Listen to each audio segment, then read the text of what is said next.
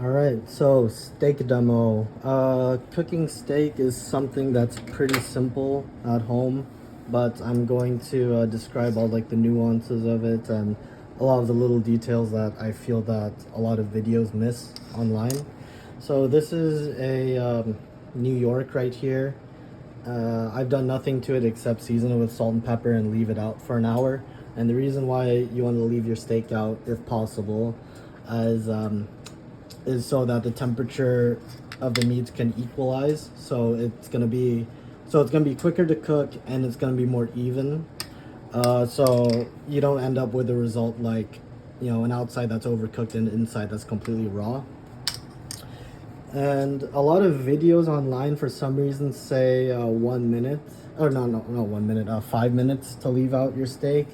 I don't know where they got that number from, but that's not how temperature works. It needs a little more time than that actually to actually temper properly. So I would say about an hour is good.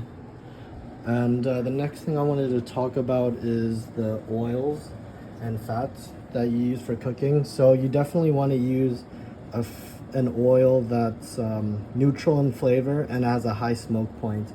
And what I mean by smoke point is that the temperature at which the oil actually starts smoking is higher. Because if you use like a low smoke point oil like extra virgin, it'll start smoking before it'll start smoking up before the pan actually reaches the temperature you require to cook a steak properly. And another reason you don't want to use these other oils. So, for example, this is extra virgin olive oil and this is truffle oil. You don't want to use oils that have flavor to them, or they're meant to be used for garnishing, because when you heat them to a certain temperature, the flavor compounds within them actually start to break down and develop kind of like a bitter, nasty flavor. So you'll end up with a worse result than if you were to just use a regular neutral oil. And there's other options for neutral oil. There's like today I'm using corn oil, but there's canola oil, and avocado oil is probably the healthiest option among them. But today I'm just using corn, and there's a lot more. You can search it up. Butter. So I see a lot of people that when they start cooking steak, that they use butter right at the beginning. The problem with that. Oh, sorry, one sec. The problem with using butter at the beginning is that the milk solids within the butter actually start to burn. So once again, you'll end up with like a nasty. It's not gonna look good. When you heat it up to a really high temperature, it'll start to burn, and the flavor of your steak is ruined. Seasonings. So like I said, I only season my steak with salt and pepper, and this is just kosher salt and regular black pepper. And I pulled this out because a lot of stores, they'll sell these spice blends that they'll advertise use for steak, but I would put it on the steak after it's finished cooking. This is because this contains things like garlic powder and thyme, and for the most part, like a lot of spices, herbs and spices like that, if you start cooking them at the very beginning, they also start to burn. So it's gonna be similar results to using these for cooking. So for the most part, you just want to stick with salt and pepper. Okay, my pan's starting to smoke. Let me fucking. I wanted to talk about pans. I have my pan like preheating a little bit. I just turned it off, just so it wouldn't take so long when I actually start cooking the steak. So this is probably what most people have at home. This is a Teflon pan. It's a little scorched, but it's still fine. I don't really use it anymore, but I just pulled it out for an example. So this is what most people have at home. It's a non-stick Teflon pan. And this is a cast iron pan, which I will actually be using for the steak. And the way you cook the steak, the way you control the temperature will differentiate between depending on the type of pan that you actually have. So this cast iron is really great because it retains the heat better. So for example, if I were to drop my steak into there, it won't be as dramatic as a drop in temperature as it is for a pan like this, the Teflon. It's still perfectly fine. You still can cook in this pan, but what I would do is have it hotter than I normally would. I'd have it probably smoking like this one is right now to account for the drop in temperature. So I'd go overboard on it. So this pan is probably already hot enough.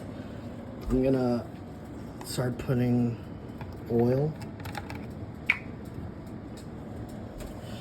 And you know, you don't want to go too heavy on the oil. Like, you want enough to cover the bottom of the steak, but don't go too much because we're not trying to shallow fry the steak. So, you know, start with a small amount of oil, because you can always add more, but you know, it's gonna be a hassle to actually take away from it. Okay, let's see. Yeah. I see some smoke coming off it, which means that it is hot enough. I typically give my steak one more pat dry with a paper towel before actually cooking it. Make sure it's really dry so oil doesn't splatter everywhere.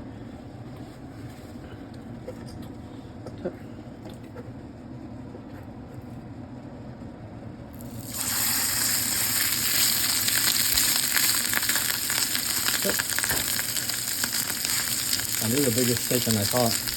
Okay, so I'm gonna leave it for about 30 seconds. Hold it. Put this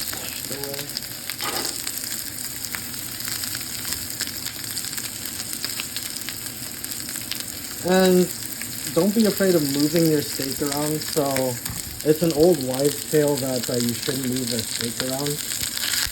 So I checked.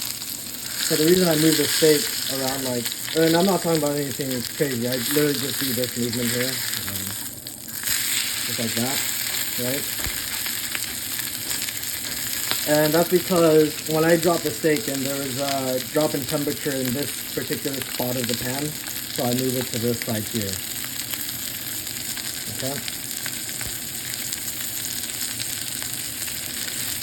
And also so that, you know, the oil can go under, so I get a really even sear.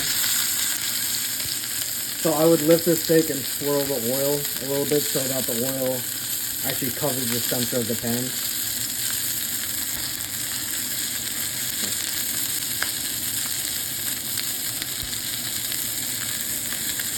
Okay, while I'm doing that,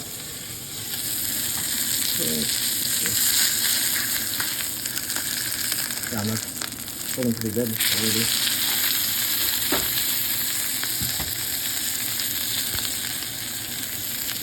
And on average, like, I would give it about 2.5 to 3 minutes on the first side, on both sides, I would say. But to check the temperature, I'll explain when I actually start checking the temperature, what I'm doing.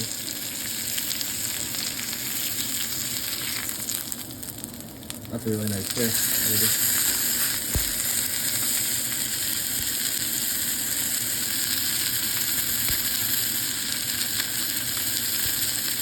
Let me turn my fan up a little more. Okay.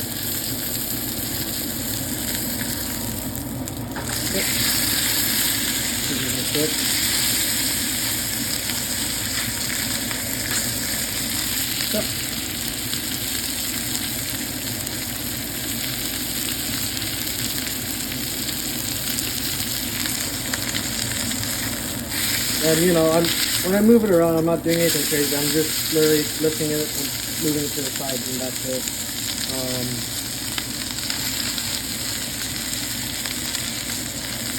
And I always check underneath to see like where my sear is.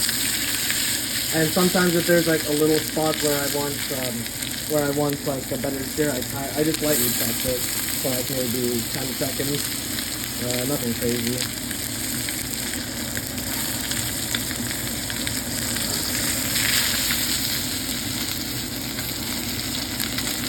And if I was at work, I'd be a little picky about this spot that wasn't seared, but I'm just at home. I don't really care that much. Yep. Yep. So I see that this center bit right here isn't really seared, right? So I would and press it a little bit for like 10 seconds.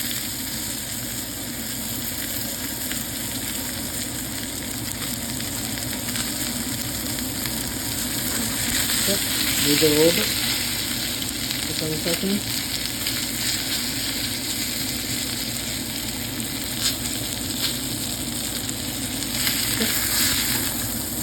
Let's see, now I got it, a little more color on that area.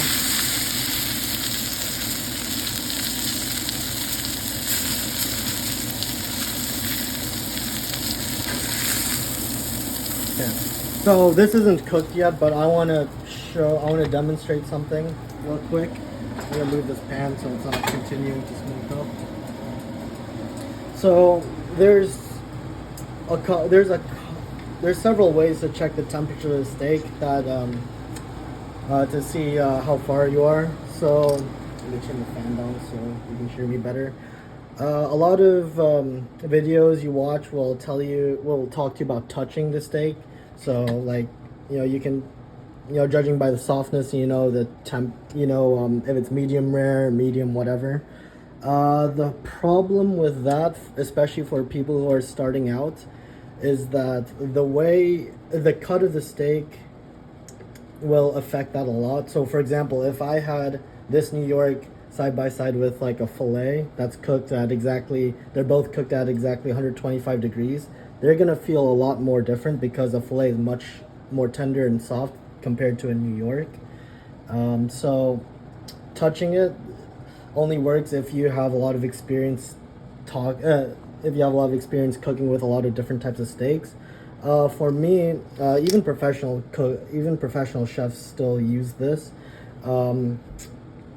I use this for larger cuts of meat. This is just a cake tester. You can buy it at like Safeway or wherever for like $2. So the way I would use this is I would stab it not all the way through, but to where the tip is at the center of the meat, and you would touch this part, the very tip, against the skin right beneath your bottom lip, because that area of your body is very sensitive to temperature. So what you're looking for is nice and warm. So a general rule of thumb is warm will be perfectly medium to medium rare, and if it's too hot, then you've overdone it. And obviously if it's cold, then it's still pretty raw. So I already know this isn't cooked, but I just wanted to show. So I would, be careful not to pierce all the way through. It should take about like just 5 seconds. It's not ice cold, but it's not ice cold, but it's about room temperature. I'll probably cook for another minute or so. So I'll just keep going. Let my pan come back up to temperature.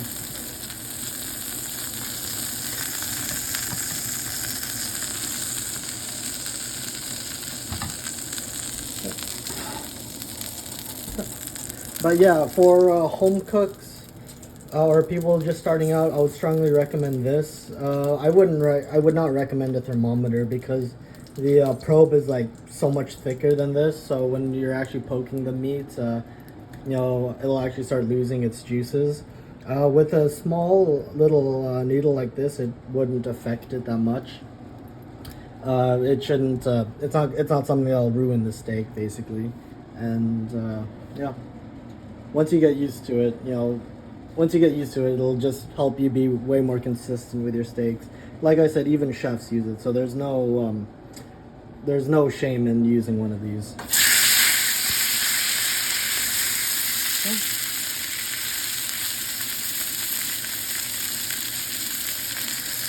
So like I said, it was about room temperature when I stabbed into it. So. And you can stab into it like now in the pan. You don't have to take it out like I did. So like, yeah. Be careful not to pierce all the way through, otherwise then you'll be touching the pan. And you'll get an inaccurate read on your temperature. pretty much done. So check it again. Decent sear.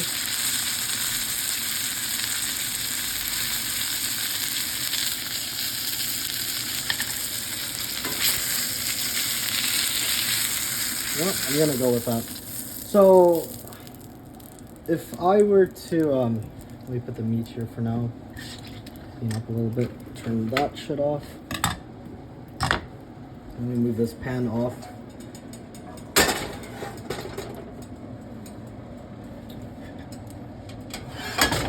Okay. So, if I wanted to baste the steak with like butter and herbs and everything, I would have turned the heat off and I would have turned the heat off and put the butter in with the herbs about like a minute earlier than I actually pulled the steak to account for the additional cooking time. I'm gonna rest. So general rule of thumb for resting your meat, you want to rest it for half the time that you actually spent cooking it. That's just so I cook this for about, let's call it 8 minutes or so, right? So I'm gonna let it rest for 4 minutes. And the reason you want to rest your steak is because we learned this in or at least you should have learned this in like high school chemistry. The water molecules within the steak, they're moving at a really high speed because it's at such a hot temperature. So you want that temperature to settle down and equalize, so that when you cut into the steak, the juices don't go flying everywhere out of the steak, so they actually have time to redistribute, so the juices stay in the meat. And another reason is because this steak is still actually cooking, because it's not like you take the steak off and it automatically stops cooking right away. There's residual heat. That's the way temperature works is that it's gonna equalize eventually after a certain amount of time within the meat. So this piece of meat is still hot. It's still really hot, but after 4 minutes it's gonna continue cooking just a little bit, like another give or take 4 degrees. So I'm gonna cut the video here until it's finished resting. So this is the result of slicing the meat. All I've done to it, besides slicing, is garnish it with a little bit of extra virgin olive oil, and this is truffle salt. This is the proper way on how you use garnishing oils and flavored salts. Pretty solid medium rare, considering that all I did was throw it in a pan and take it out. It's rested properly. You can tell because if I cut into it straight away, there'd be juices everywhere. There's some juices, but it's not that much underneath the steak, you can see. But yeah, that's how I cook a steak.